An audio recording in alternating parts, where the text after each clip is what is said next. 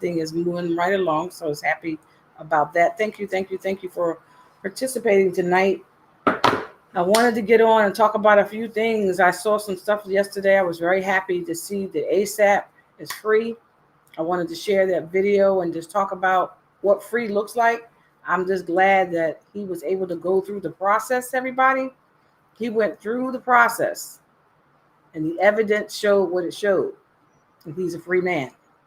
I think that's a good thing, everybody. So I want to play that right away. I want you guys to share.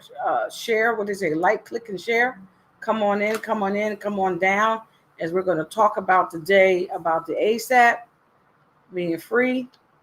There's been some delays in me and Rymir's district court case. I don't know if you guys have been following. I wish you would follow it, talk about it, pray about it, everything, everybody. Some delays are happening in our case. We're not really understanding why. Seasoned attorneys cannot make a decision about motions. Can you imagine that? So this is the world we're living in, everybody. But at anywho, let's get right to it. I want to get right to it. I want to look at this little clip of ASAP. Y'all know ASAP. He has some gun charges or something where a gun that probably wasn't his or something to that effect. And a result of it, he got in trouble. And he was not taking a plea deal. He said he refused to take a plea deal, that he wanted to go through the process. And I respect him a lot because the process is not always good, especially to black men. But when you know you're innocent and you got something in your gut telling you to go forth and do what you're supposed to do, to clear your name and to get it straight, or to redeem, because you may know the law has, I won't say workarounds, but it has some loopholes there, or things where grace can be given. That's what I'm trying to say. So even though sometimes you might not be 100% right, because you are, a first-time offender and wasn't doing anything for real wrong, then in some cases, you understand that you can go on and let the jury hear your story. And I'm so glad about it. So I'm going to play the clip, everybody. It was a clip regarding just that. And I thought the clip was powerful on him, on what he believed, how he responded. Just the whole thing was very touching to me. So I'm going to play the clip. So hold on, everybody. I'm going to bring that in here. Here it is here. Let me get back to my other window, because y'all know I know how to do this stuff, but I got to still watch because sometimes it gets messy, everybody. I'm going to stay down here at the bottom.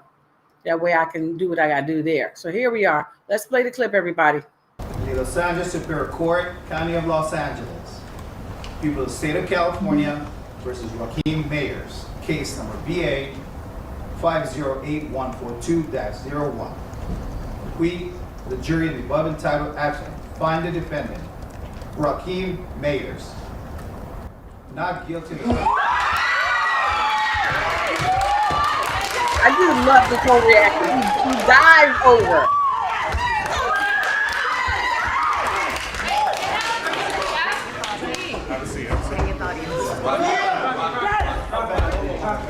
Not against the audience.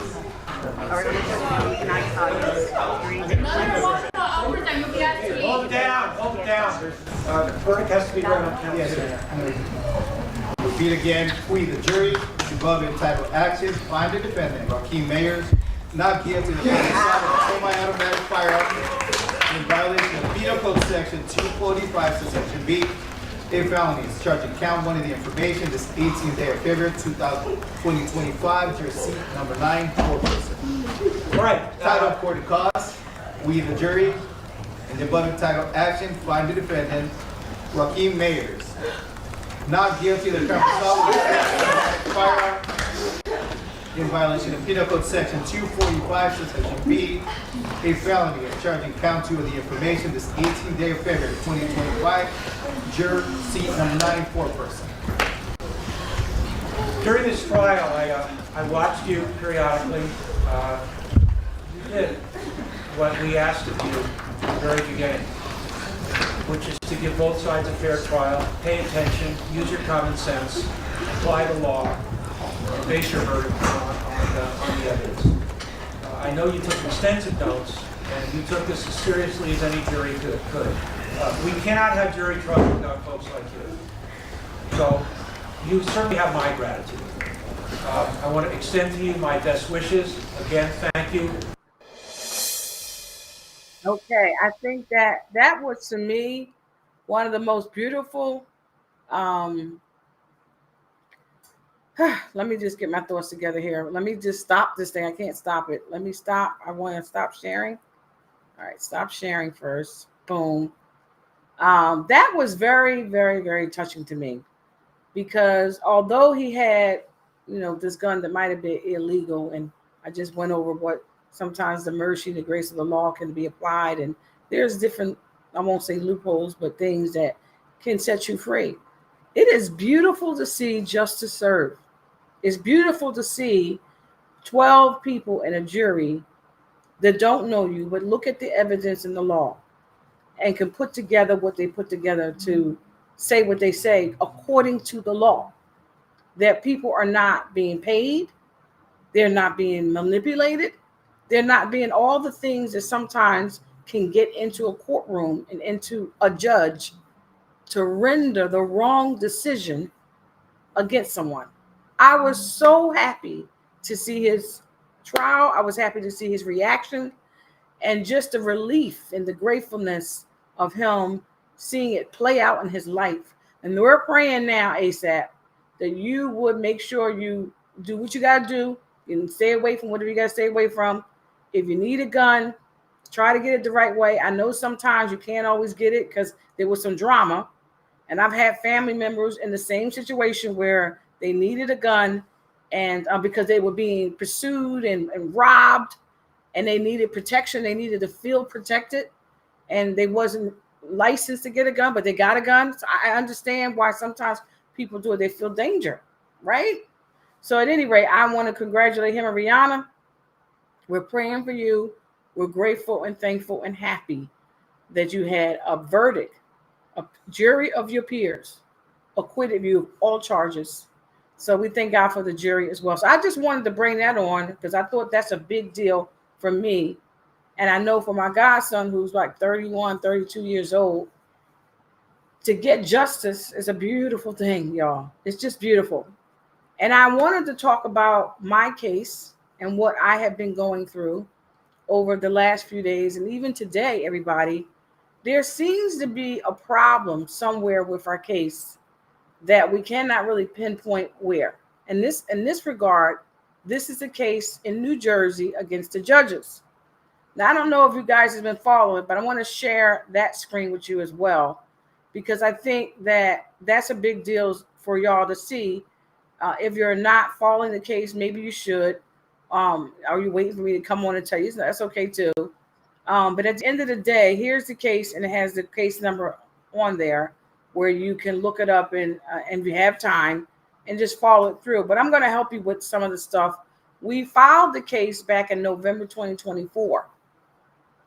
Immediately after we filed it, the Attorney General's office, who is the, what do you call, the attorney, if you will be litigating the case or trying the case for the defendants, which everybody knows there's about 6 to 7 judges in the Camden County courthouse, judges that are in the family division and also the civil law.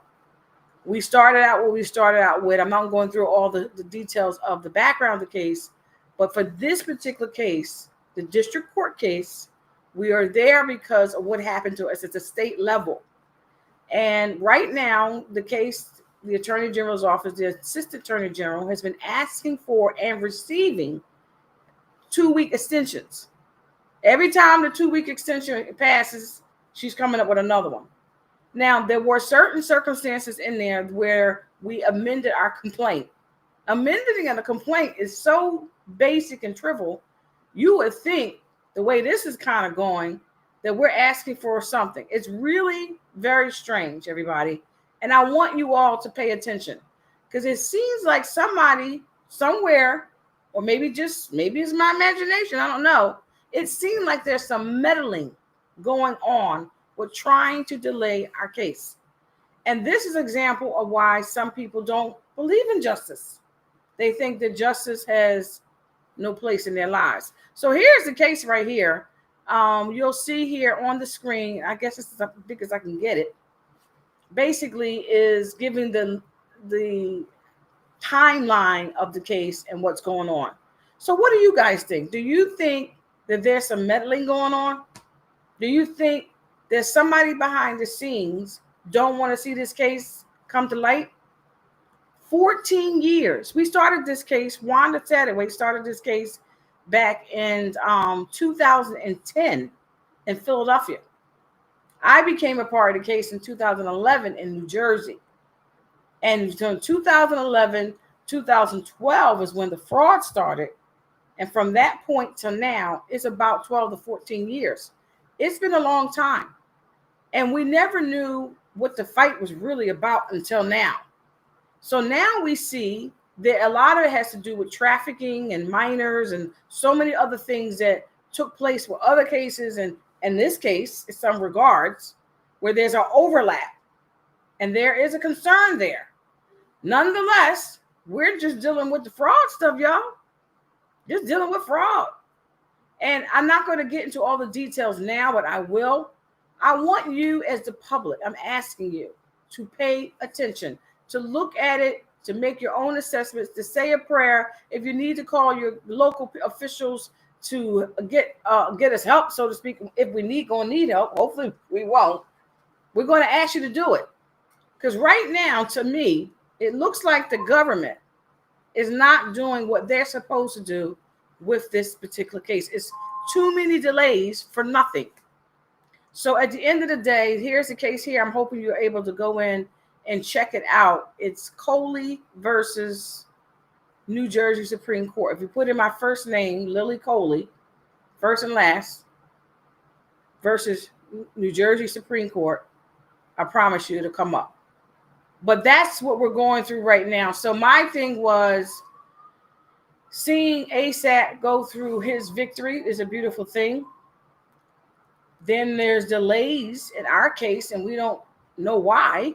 I mean, we were told that it was because they need more time. You have seasoned attorneys at the Attorney General's office who are not able to make a decision about whether or not somebody can get their case amended, yes or no. It's a motion.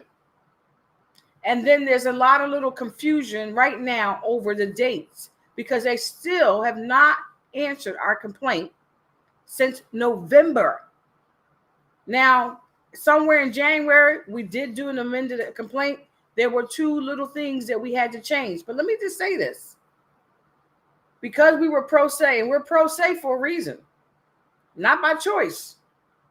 But being a pro se person, it seems like you're less whatever. I don't know.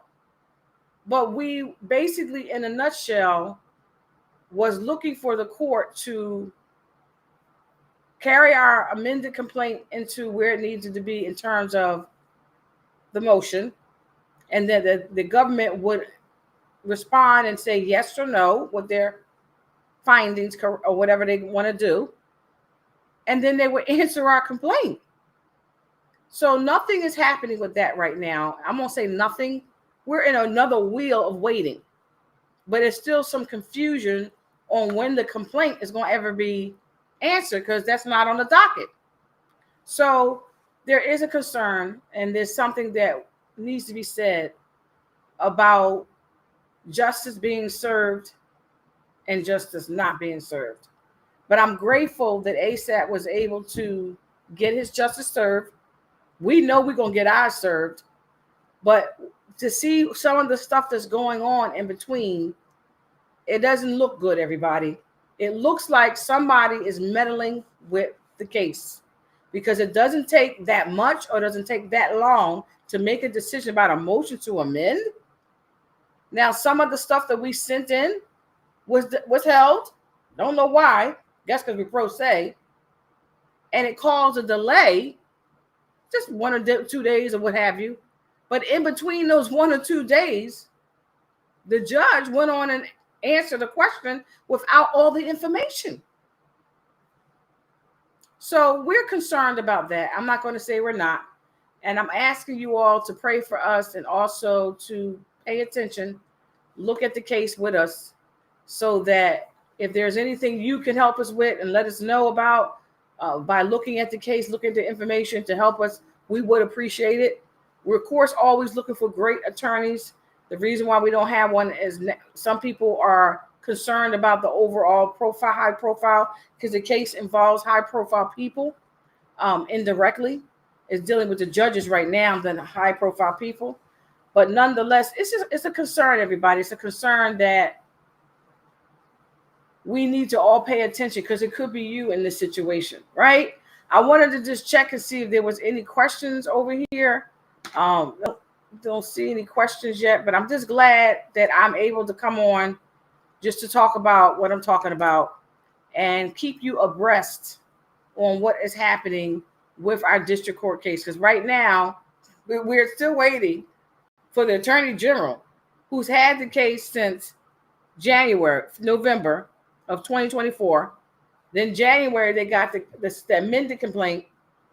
And now they're still asking for an extension of time because they don't know what's in the complaint. It doesn't make sense. So at the end of the day, it seems like somebody is definitely trying to delay our case, which is delaying our rights and interfering with our constitutional rights. And that's a problem, everybody. So at anywho, I wanted to just come on and talk about ASAP, how grateful we are that he's made it to where he's made it to. Glad to hear about it. And also about the update on our case. We'll give you more updates as time progresses. But if you have time, please go look at the case, follow the case, talk about the case in a good way. If you have questions or can help us in any kind of way, please send us the questions, send us the comments, send us recommendations so that we can make sure that there's nothing, no stone is unturned. Okay. Thank you, everybody, for just watching and being with us today. This is Dr. Lily M. Coley on Keeping It Real with Dr. Lil, and I'm here to just empower you, to help you to fulfill all you need to fulfill while you go through this place called life in the journey. Thank you so much for watching. We look forward to talking with you soon. I know there's some people coming. I was trying to see if there was questions before I left because I didn't want to leave if there was questions, because the last time we were on, we had some really good questions that came up at the last minute. And let me see if I can get back to my window and then I'll know for sure, right? But at the end of the day, yeah, that's what I was trying to do. Just to see if there was any questions that might have been on the radar. But thank you all so much. Thank you for participating, and we'll look forward to talking with you soon. Thank you.